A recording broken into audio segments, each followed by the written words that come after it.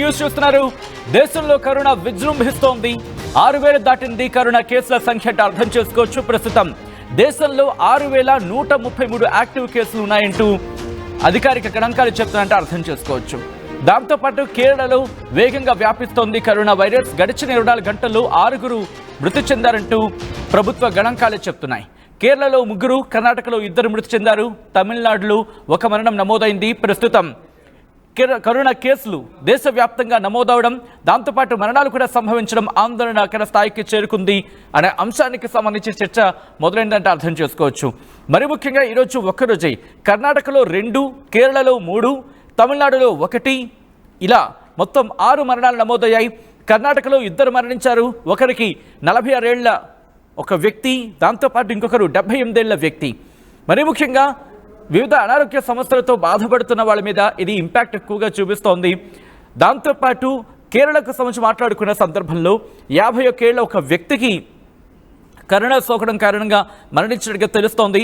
దాంతోపాటు 64 ఏళ్ల ఇంకొక వ్యక్తికి, ఇక అక్కడి నుంచి చూసుకుంటే 92 ఏళ్ల ఇంకొక వ్యక్తికి, ఇలా కేరళ, కర్ణాటకతో పాటు తమిళనాడులో కూడా మరణం నమోదైంది.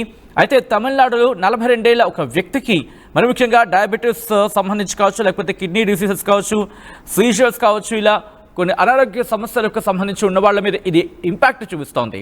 ప్రస్తుతం తమిళనాడులో 1 మరణం నమోదైంది. ఆ మరణానికి సంబంధించి చూసుకుంటే డయాబెటీస్ ఉంది ఆ వ్యక్తికి, అలాగే కిడ్నీ ఇష్యూస్ ఉన్నాయి, అలాగే సీజర్స్ ఇవి కూడా ఉన్నాయి. అంటే అనేక రకాల అనారోగ్య సమస్యలతో బాధపడుతున్న వాళ్ళ మీద ఇంపాక్ట్ ఎక్కువగా చూపిస్తోంది. ఒకవేళ వీళ్లకు సోకితే కనుక అది ఇబ్బందికర స్థాయికి తీసుకెళ్లే అవకాశం ఉంది అనడంలో అతిశయోక్తి లేదనే చెప్పుకోవాలి. కరోనా సాధారణంగా మనం ఫ్రమ్ ద బిగినింగ్ చూస్తున్నాం. ఎవరైతే కొంచెం అనారోగ్య సమస్యలతో బాధపడుతూ ఉంటారో, దాంతోపాటు వివిధ ఇష్యూస్తో వాళ్ళు ఇబ్బంది పడుతూ ఉంటారు, వాళ్ళ మీద ఒకవేళ సోకితే కనుక వాళ్ళకి సోకిన వాళ్ళ మీద ఇంపాక్ట్ ఎక్కువగా చూపిస్తోంది. అటువంటి వాళ్ళ మీద కనుక కరోనా ఎక్కువ ఎఫెక్ట్ చూపిస్తోంది. ఫర్ సపోజ్ ఇప్పుడు మనం మాట్లాడుకున్నట్టుగా ఒక వ్యక్తికి అనేక రకాల సమస్యలు ఉన్నాయి. ఆ వ్యక్తి కనుక కరోనా సోకింది అనుకోండి, ఆ వ్యక్తి మీద ఇంపాక్ట్ ఎక్కువ చూపిస్తోంది. అంటే ఎటువంటి అనారోగ్య సమస్యలు లేని వ్యక్తులతో పోల్చుకుంటే అనారోగ్య సమస్యలు, అది కూడా వివిధ అనారోగ్య సమస్యలు ఉంటాయి, వాళ్ళ మీద మరింత ఎక్కువగా చూపిస్తోంది. సో కాబట్టి ఇక్కడ డాక్టర్లు చెబుతోంది ఒకటి, మరి ముఖ్యంగా పెద్దవాళ్ళు కావచ్చు, అంటే వయసు పైబడిన వాళ్ళు కావచ్చు, దాంతోపాటు మహిళలు కావచ్చు, చిన్నారులు కావచ్చు, పురుషులు కావచ్చు, ఇన్ఫ్యాక్ట్ అన్ని రకాల వ్యక్తులు కూడా జాగ్రత్తలు తీసుకోవాల్సిన అవసరం ఎక్కువగా కనిపిస్తోంది. దాంతోపాటు పెద్దవాళ్ళ మీద, అంటే పెద్ద వయసు ఉన్న వాళ్ళ మీద ఇది ఇంపాక్ట్ ఎక్కువగా చూపించే అవకాశం ఉంది. వీళ్ళు మరింత జాగ్రత్తలు తీసుకోవాల్సిన అవసరం కనిపిస్తోంది. వీళ్ళతో పాటు వివిధ అనారోగ్య సమస్యలతో బాధపడుతున్న వాళ్ళు కూడా జాగ్రత్తలు తీసుకోవాల్సిన అవసరం ఇక్కడ క్లియర్ కట్గా కనిపిస్తోంది.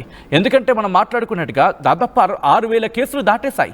6,000 కేసులు దాటేసి ఇప్పుడు మరణాలు నమోదవుతున్నాయి. గత కొద్ది రోజుల వరకు చూసుకుంటే మరణాలు అనేవి అంతగా లేవనే చెప్పుకోవాలి. బట్ ఇప్పుడు మరణాలు కూడా నమోదవుతున్నాయంటే భయపడవలసిన అంశం కింద కాకుండా జాగ్రత్త తీసుకోవాల్సిన అంశంగా చూడాలని చెప్పి ఇక్కడ రిక్వెస్ట్ చేయడం జరుగుతోంది. ఎందుకంటే భయం అనేది కలుగుతూ ఉంటుంది, బట్ బాధ్యత కనుక తీసుకుంటే భయాన్ని మనం పారద్రోలచ్చు. ప్రస్తుతం కరోనా కేసులు పెరగడం ఆందోళన కలిగిస్తున్నప్పటికీ మనం జాగ్రత్తలు తీసుకుంటే కనుక ఈ ఆందోళన మనం కట్టడి చేసే అవకాశం ఉంటుంది. పూర్తిగా దీన్ని నిర్మూలించకపోవచ్చు, కానీ నియంత్రించే అవకాశం మాత్రం మన చేతుల్లోనే ఉందని చెప్పుకోవాలి. మొత్తంగా 65 మరణాలు నమోదయ్యాయి. మరి ముఖ్యంగా జనవరి 1 నుంచి చూసుకుంటే దీంట్లో ఢిల్లీలో 7, గుజరాత్లో 2, కర్ణాటకలో ఈరోజు 2తో కలిపి 9, కేరళలో ఈరోజు 3తో కలిపి 15, ఇక ఆ తర్వాత తమిళనాడులో ఈరోజు 1 మరణంతో కలిపి మొత్తం 6, అలాగే దాంతోపాటు వెస్ట్ బెంగాల్లో 1, ఉత్తరప్రదేశ్లో 2, దాంతోపాటు రాజస్థాన్లో 1, పంజాబ్లో 2, మహారాష్ట్రలో 18, అత్యధికంగా మహారాష్ట్రలో 18 మరణాలు నమోదయ్యాయి. అక్కడ మొత్తంగా 595 కేసులు నమోదయ్యాయి. ఇక మధ్యప్రదేశ్కి సంబంధించి 2, మహారాష్ట్రలో 18 మరణాలు నమోదయ్యాయి. ఇలా చూసుకున్న పరిస్థితుల్లో గుజరాత్లో 2, దాంతోపాటు ఢిల్లీలో 7, ఇలా మొత్తం 65 మరణాలు నమోదయ్యాయి. ఇంకెక్కడి నుంచి కేసుల సంఖ్యకు చెప్పే ప్రయత్నం చేస్తాను. ఆంధ్రప్రదేశ్ నుంచి మొదలుపెట్టి మన తెలుగు రాష్ట్రాలు 2, ఆంధ్రప్రదేశ్, తెలంగాణతో పాటు భారతదేశంలో ఎక్కడ ఎటువంటి సిచ్యువేషన్ ఉంది, మరి ముఖ్యంగా కేరళ మీద ఎక్కువ ఇంపాక్ట్ అయితే చూపిస్తుంది కాబట్టి మొత్తం అన్ని మాట్లాడుకునే ప్రయత్నం చేద్దాం. ఆంధ్రప్రదేశ్లో మొత్తం 86 కేసులు నమోదయ్యాయి ఇప్పటి వరకు. దాంతోపాటు అస్సాంలో 6, బీహార్లో 49, చండీగఢ్లో 2, ఛత్తీస్గఢ్లో 41, ఢిల్లీలో 686, గోవాలో 9, గుజరాత్లో 822, హర్యానాలో 102, హిమాచల్ ప్రదేశ్లో 3, జమ్మూ కాశ్మీర్లో 9, జార్ఖండ్లో 4, కర్ణాటకలో 366, కేరళలో 1950. గుర్తుపెట్టుకోండి, కేరళ దాదాపుగా 2000 మార్క్ దాటేస్తుందనే చెప్పుకోవాలి. ఎందుకంటే ఇది రేపటికి అప్డేట్ అయ్యే సందర్భానికి బహుశా కేరళలో ఈ సంఖ్య కూడా దాటొచ్చేమో. ఎందుకంటే 144 కేసులు రోజుల వ్యవధిలోనే పోల్చుకుంటే 144 కేసులు, నిన్నటితో పోల్చుకుంటే ఈరోజు 144 కేసులు అత్యధికంగా నమోదయ్యాయి. అంటే ఒకవేళ దాంట్లో సగం అనుకున్నాం 2000 మార్క్ దాటేస్తుంటుంది ఈ పాటికి కేరళ. అర్థం చేసుకోవచ్చు కేరళలో ఎటువంటి పరిస్థితులు ఉన్నాయనేది.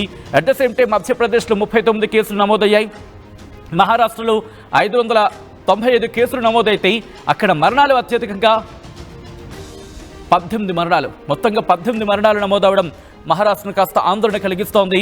ఇక ఆ తర్వాత ఒడిశాలో 33, పుదుచ్చేరిలో 15 కేసులు నమోదయ్యాయి, పంజాబ్లో 35, రాజస్థాన్లో 132, సిక్కింలో 23, తమిళనాడులో 194, తెలంగాణలో 10 కేసులు నమోదయ్యాయి. ఇక ఆ తర్వాత త్రిపురలో 1, ఉత్తరాఖండ్లో 9, ఉత్తరప్రదేశ్లో 219, వెస్ట్ బెంగాల్లో 693 కేసులు నమోదయ్యాయి. మొత్తంగా 6133 కేసులు నమోదయ్యాయి. నిన్నటితో పోల్చుకుంటే ఈ రోజుకి భారతదేశంలో 378 కేసులు అత్యధికంగా నమోదయ్యాయంటే అర్థం చేసుకోవచ్చు. ఇది భారతదేశ ప్రభుత్వ గణాంకాలు చెబుతున్నమాట. అధికారికంగా 6133 కేసులు ఉన్నాయంటే అనధికారికంగా ఇంకా ఎన్ని ఉండొచ్చు మామూలుగా మాట్లాడుకునే ప్రయత్నం చేస్తారు. ఎందుకంటే వాళ్ళకి తెలిసి ఉండొచ్చు, తెలియకపోయి ఉండొచ్చు, తెలిసి వెళ్ళిపోయి ఉండొచ్చు సోకి. ఎందుకంటే ఇమ్యూన్ సిస్టమ్ గట్టిగా ఉందనుకోండి, ఇమ్యూన్ సిస్టమ్ బలంగా ఉన్న వాళ్ళు ఇలా వచ్చి అలా వెళ్ళిపోవచ్చు, తట్టుకొని నిలబడి వాళ్ళకి సంబంధించి. కాబట్టి దాన్ని మనం లెక్క కట్టలేం. ప్రస్తుతం మనం చేయగలిగిందలా ఒకటి, ఇవి మ్యూటేషన్స్ జరగకుండా చూసుకోవడం. మ్యూటేషన్స్ అంటే ఇవి రూపాంతరం చెందుతూ ఉంటాయి. ఒక వ్యక్తి నుంచి ఇంకొక వ్యక్తికి సోకే సందర్భంలో ఆ వ్యక్తి బట్టి అవి బలం పుంజుకోవచ్చు, మరి ముఖ్యంగా రూపాంతరం చెందుతూ ఉంటాయి. కొన్ని ఆ రూపాంతరం చెందే సందర్భంలో బలం పుంజుకుంటూ ఉంటాయి, ఇంకొన్ని బలహీనపడుతూ ఉంటాయి. సో ఆ వేరియన్స్ అంటూ మాట్లాడుకుంటూ ఉంటాం. సో ఈ సందర్భంలో ఆ వేరియన్స్ కనుక బలపడ్డాయి అనుకుందాం, ఇబ్బందికర వాతావరణానికి గురి చేయొచ్చు. అంటే ఆ లక్షణాలు బట్టి, దానికున్న స్వభావం బట్టి, అది తీవ్రత దాన్ని బేస్ చేసుకుని ఉంటుంది. సో ఇప్పుడు ఒకవేళ అది బలహీనపడితే, ఆ వేరియన్స్ బలహీనపడితే అంతగా ఇంపాక్ట్ చూపించకపోవచ్చు, బట్ ఆ మ్యూటేషన్ మళ్ళీ ఇబ్బంది పెట్టచ్చేమో. దీనికి సంబంధించి ప్రస్తుతం ఎక్కడెక్కడ ఫైండ్ అవుట్ చేయడం జరుగుతోంది, జీనోమ్ సీక్వెన్సింగ్ చేయడం జరుగుతోంది. సీక్వెన్సింగ్ అంటే ఆ కరోనా వేరియంట్ ఎక్కడి నుంచి వచ్చింది, మరి ముఖ్యంగా మనం కొద్దిసేపు క్రితం మాట్లాడుకున్నట్టుగా ఆల్ఫా, బీటా, డెల్టా, గామా, ఇప్పుడు ఒమిక్రాన్, ఇలా అనేక రకాలైన కరోనా వేరియంట్స్ ఉన్నాయి. ఇది ఎక్కడి నుంచి వచ్చింది, ఏ దేశం నుంచి వచ్చింది, ఏ దేశంలో ఇది పుట్టింది, ఇది ఏ దేశంలో రూపాంతరం చెందింది, ఆ తర్వాత ఎక్కడి నుంచి ఈ కేసులు ఎక్కువ వస్తున్నాయి, ఆ దేశంలో ఆ వేరియంట్ ఎంత మేరకు ప్రభావం చూపిస్తోంది. సో ఇలా అనేక రకాల స్టడీస్ జరుగుతున్నాయి. ఆ స్టడీస్ని బేస్ చేసుకుని ప్రస్తుతం భారతదేశం కూడా ఇప్పటికే ఏర్పాట్లు చేసింది, పీపీ కిట్లు తెప్పించుకుంటోంది. మీకు గుర్తుండుంటే కనుక నేను చెప్తా, ఇది మన తెలంగాణకు సంబంధించి కూడా ప్రభుత్వం అలర్ట్ అయింది. దాంతోపాటు మరికొన్ని అంశాలకు సంబంధించి అంటే ఆ ఏర్పాట్లు కూడా చేసుకుంది. కరోనాకి సంబంధించి ఇప్పటికీ సన్నద్ధతలను వ్యక్తం చేస్తుంది తెలంగాణ ప్రభుత్వం కూడా. ఎందుకంటే ఆ ఏర్పాట్లకు సంబంధించి మాట్లాడుకున్న సందర్భంలో కోవిడ్ సన్నద్ధతకు సంబంధించి ఇప్పటికీ 10 లక్షల టెస్టింగ్ కిట్లు కొనుగోలుకి టెండర్లు పిలిచినట్టుగా తెలుస్తోంది. దాంతోపాటు 5,000 ఆర్టీపీసీఆర్ కిట్లకు సంబంధించి ఏర్పాట్లు చేసుకుంటోంది. ఇలా 7.5 కోట్ల పారాసిటమాల్ మాత్రలు సిద్ధం చేస్తోంది. దాంతోపాటు దేశవ్యాప్తంగా కేసులు పెరుగుతున్న నేపథ్యంలో మరింత జాగ్రత్తలు తీసుకుంటోంది. 10 లక్షల ర్యాపిడ్ కిట్లకు ప్రభుత్వం సిద్ధమవుతోంది. కోవిడ్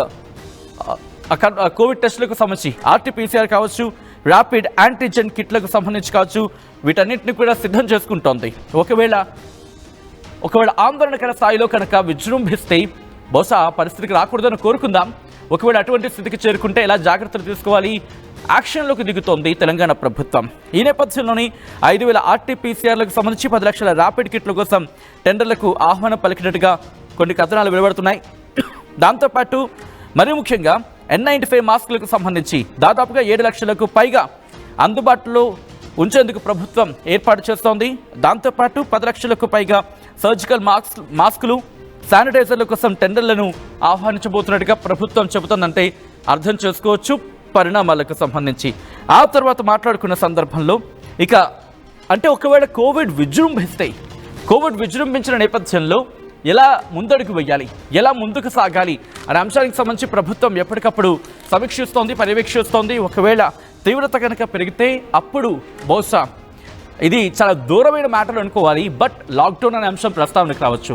బహుశా ఇప్పుడు ప్రస్తావిస్తే మీ కోపం రావచ్చేమో లాక్డౌన్ అనే అంశానికి సంబంధించి. బట్ ఒకవేళ మనం కనుక నియంత్రణ పాటించకపోతే ఇప్పుడు కోపం అనుకున్న మాట రేపు నిజ రూపం దాల్చొచ్చు. కాబట్టి జాగ్రత్తలు తీసుకోవాల్సిన అవసరం కనిపిస్తుంది. మరి ముఖ్యంగా పెద్ద వయసు ఉన్న వారిని కాపాడుకునే ప్రయత్నం చేద్దాం. ఎందుకంటే వాళ్ళ మీద కాస్త ఇంపాక్ట్ చూపించవచ్చు అనే ఒక అంశానికి సంబంధించి చర్చ జరుగుతోంది. అట్ ద సేమ్ టైం ఈరోజు మనం ఆ మరణాలకు సంబంధించి చూసినప్పుడు కూడా దాదాపుగా 45 పైబడిన వాళ్ళు మనకు కనిపిస్తున్నారు.